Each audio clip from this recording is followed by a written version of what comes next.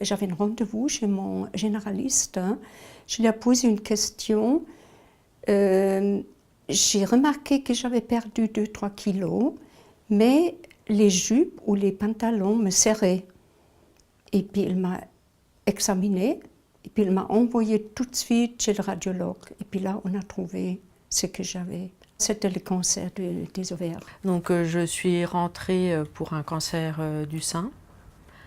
Donc je suis rentrée à l'hôpital le mercredi. On m'a fait des rendez-vous anesthésistes et le lendemain matin, on m'a emmenée au bloc opératoire pour me faire une mastectomie. Et avec pose d'implant, reconstruction immédiate.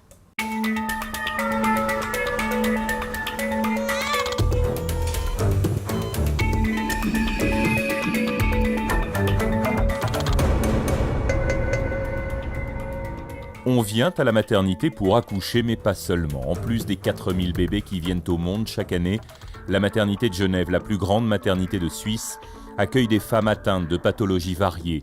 Du point de vue gynécologique, la maternité propose plusieurs spécialisations. À côté des accouchements qui représentent le gros de l'activité, on a toute la partie gynécologique où là les personnes sont prises pour des interventions chirurgicales suite à des consultations qu'elles ont eues en secteur de polyclinique.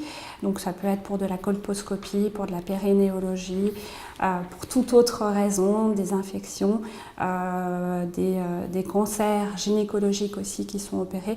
Donc c'est assez varié au niveau des prises en charge. Et puis aussi des problèmes liés à la grossesse avant l'accouchement également.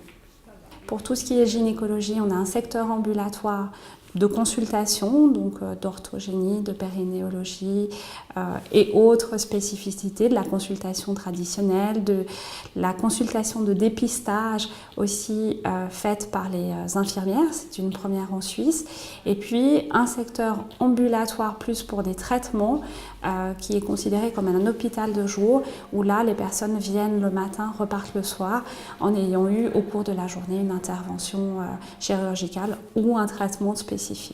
Aujourd'hui, à la maternité, tout est mis en œuvre pour simplifier le parcours des patientes. On a surtout voulu que l'accueil soit le plus personnalisé possible.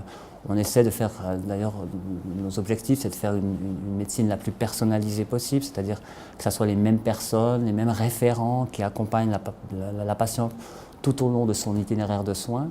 On voit par exemple pour le centre du sein où dans une même structure, on trouve tout le plateau technique à la disposition, c'est-à-dire qu'on rencontre la patiente pour la première fois, on la rencontre avec sa famille pour la première fois, on peut faire un examen complémentaire radiologique géographiquement à la même place.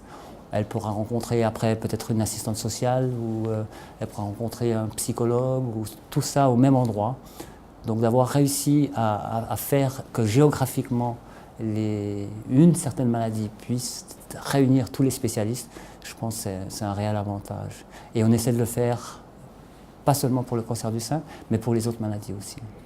Et on essaie aussi, dès le début de la prise en charge, si je puis dire, de baliser tout le parcours de soins, que la patiente, à partir du moment où on commence son traitement, jusqu'à la fin du traitement, eh bien, elle sait à quoi s'en tenir. À l'hôpital universitaire de Genève, il y a un système de prise en charge par l'infirmière référente à laquelle vous vous adressez lors de chaque visite, qui m'a aidée à ne pas être un anonyme.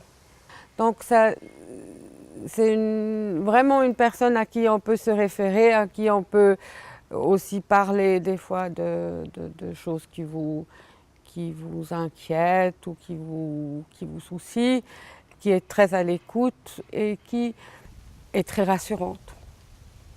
Donc je trouve que ça c'est un système qui aide beaucoup le patient à se lancer dans des choses, des opérations, des traitements qui sont quand même lourdes et inhabituelles. Depuis fin novembre 2012, les nouvelles urgences gynéco-obstétricales, qui regroupent les anciennes urgences d'obstétrique et de gynécologie, accueillent les patientes en un lieu unique, facilement accessible. Elles offrent une prise en charge plus rapide, davantage de confort, une meilleure confidentialité et se caractérisent par une polyvalence accrue entre sages-femmes et infirmières. On a donc au sein de ce service et des infirmières et des sages-femmes qui chacune ont suivi une formation particulière pour les urgences qui leur permet d'accueillir et des patientes d'obstétrique et des patientes de gynécologie. Il y a 4 degrés d'urgence. Le premier degré, le degré 1, c'est une prise en charge immédiate. Ça serait par exemple une patiente d'obstétrique en travail, c'est-à-dire avec une dilatation avancée. Ça serait une patiente de gynéco qui présenterait par exemple une hémorragie interne qui nécessiterait aussi une prise en charge très rapide.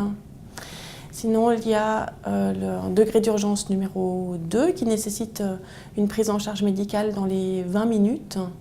Des degrés d'urgence numéro 3, donc ça devrait être dans les 2 heures.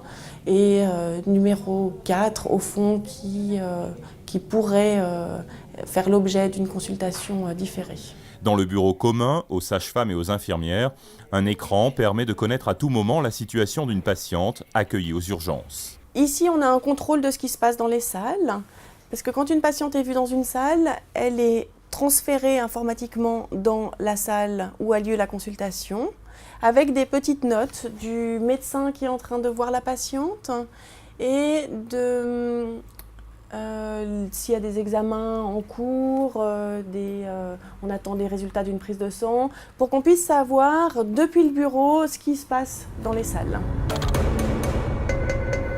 Depuis plus de 20 ans, la maternité enchaîne construction et rénovation. Une étape importante a été franchie cette année avec l'ouverture de 3 nouveaux blocs opératoires, d'une salle de petite chirurgie, de 8 salles d'accouchement et d'une salle réservée aux césariennes. Les particularités du nouveau bloc opératoire, c'est que déjà il est situé au 5e étage. Donc c'est rare pour un bloc opératoire d'être situé au 5e étage. Il y a une très grande luminosité qui permet une ressource et une vision magnifique tous les matins en arrivant au bloc, qui donne une motivation importante pour le personnel. L'espace, vaste bloc par rapport à l'ancien bloc où on a triplé l'espace, aussi bien au niveau rangement qu'au niveau des salles d'opération. Ça, c'est extrêmement important. Nous avons 3 salles d'opération équipées d'OR1. Donc dans les 3, la chirurgie est polyvalente. Dans la 1, 2, nous faisons surtout de la laparoscopie et de la laparotomie. Et dans la salle 3, donc la chirurgie de scénologie avec la radiothérapie intraopératoire. Nelly a été opérée récemment pour un cancer du sein précoce et a pu bénéficier de la radiothérapie intraopératoire introduite au HUG en 2012. Normalement, la radiothérapie, quand on fait un traitement conservateur dans le cancer du sein, se délivre après la chirurgie, 1 mois après, de façon externe. Et là, la radiothérapie intraopératoire, on délivre les rayons durant l'intervention sur le site opératoire. Alors, ce qu'on a constaté, c'est dans la majorité des cas de tumeurs de cancer du sein qu'on diagnostique un stade précoce de tumeurs qu'on appelle peu avancées. On a constaté que le risque de rechute se fait principalement dans le pourtour immédiat de l'endroit où on a resséqué la tumeur.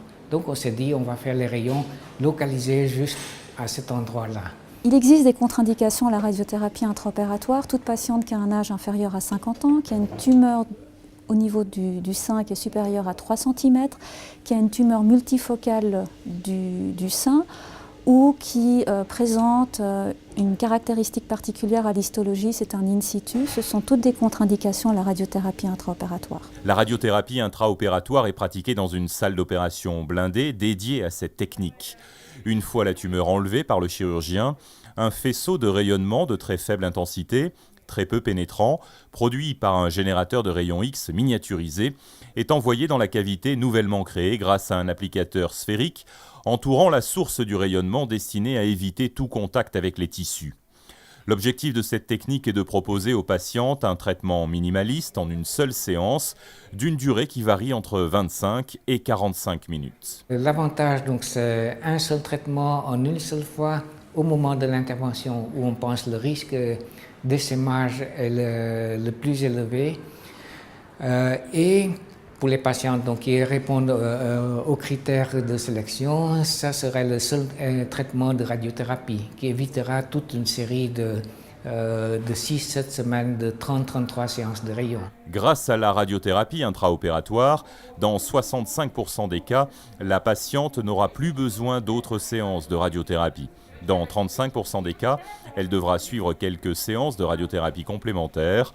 Pour Nelly, l'une des quelques 50 bénéficiaires de cette technique à ce jour, l'expérience a été plus que concluante. Je suis rentrée le lundi 13 mai et on m'a fait quelques examens encore. Et puis après, donc le lendemain, on m'opérait. J'étais bien, j'étais sereine, j'ai pas paniqué. Bon, ils m'ont donné quelque chose pour me détendre et dormir la veille, mais j'étais bien. J'avais une dame qui avait la même opération, qui était avec moi dans la chambre, qui était une dame géniale. Donc on était très bien, on était toutes, elle aussi, elle a très bien supporté, elle a eu la même opération que moi et le même traitement.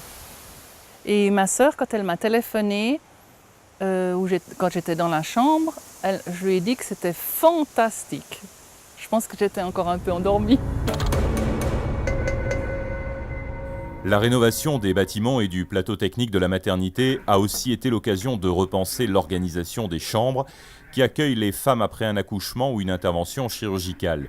En plus de 6 chambres privées, la maternité propose aujourd'hui aux patientes des chambres qui ont été adaptées pour accueillir au maximum 2 personnes et offrir un espace et un confort équivalent aux meilleures cliniques privées. Elles offrent un confort peut-être supérieur à ce qu'on pouvait avoir précédemment, puisqu'on était dans un bâtiment qui était plus vieux.